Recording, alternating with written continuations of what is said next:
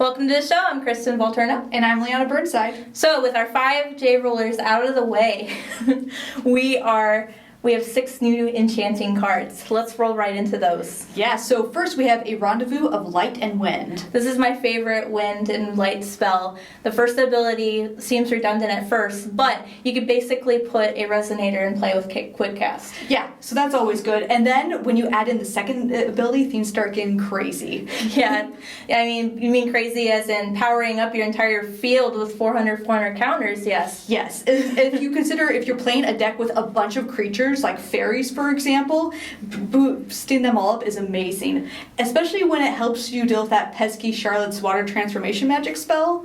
Yeah, all your bears become 800. Right, so yeah, so take that, nerfing my creatures. So yeah, I'm excited for this. I think it'll go well in a lot of decks, not just, the Faria deck it's built in, but fairies, fairy tale, maybe some Knights of the Round Table. Yeah, the next one is a bit more of a gamble. We have Meeting of Light and Fire. It's basically a draw spell with bite. So you don't know what you're getting, but you do get to draw a card, and then you can deal damage, or you can gain life equal to its converted will cost. But essentially you're getting 2 potential draws if you have a fire and a light resonator on the field. Yeah, and I think that's something every burn deck wants, more draw power so they can get more spells in their hand. So even if you do whiff and you only draw a 1 cost spell, you're still getting more cards in your hand. Yes, exactly. We also have Plot of Water and Darkness. We have a removal spell and a potential blocker. Yeah, so it's 2 for the price of 1, which that's always a good deal. I definitely think either of these by themselves is super underwhelming, though. But it still requires you having a darkness or water resonator on the field. However, being able to remove a threat on the board at quick cast speed and then inserting a 400 fantasy resonator. Yeah, that is good. And it seems like the fantasy creature type might be becoming more relevant. There's currently only a few abilities that require that, but as time goes on, that may be super useful. It would be nice to see a Joan Awakening Purity come back in blue. Yeah, definitely. And then next we have Sympathy of Fire and Water. So I'm not feeling too sympathetic towards this card. It feels like you don't really get your value's worth if you can only use the will you generate on ancient magic. This card is definitely more suited towards decks that are using soul.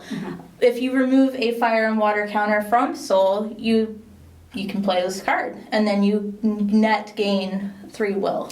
Yeah, that's true. Although I think the second ability where you give something in your graveyard to Remnant, that's much more exciting. That it would be quite exciting to get a lightning strike for Remnant. Yeah. Exactly. So you have access to everything in your graveyard, which you already know it's useful. That's why you played it in the first place.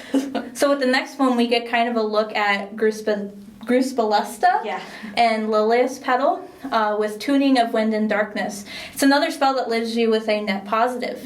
And it's also great for mana filtering if you're going crazy with 5 colors and you tapped that Firestone but you want to play another fire spell. This helps you untap them so you get your resources back. Yeah, but my favorite part of the card is you can get a resonator from your graveyard and put it back into your hand. Yes, this will synergize perfectly with a Rendezvous of Light and Wind. You play this card, you untap the stones you need to play your Rendezvous of Light and Wind, and then you get the resonator back that you want to put into play. So yeah, that definitely goes well together, and I can see some other kind of fun combos. Yeah, unfortunately that would only be a wind resonator. It's true, but there's still possibilities. So we finally see the first artwork of the Big Daddy of Gil Lapis. We have Fated Reunion. Easily the best card of this preview. Yeah. I mean, this one is just hands down, find a card you want and take it if you have 2, darkness resonators on the field. If you don't, you still get to put it on top of your deck.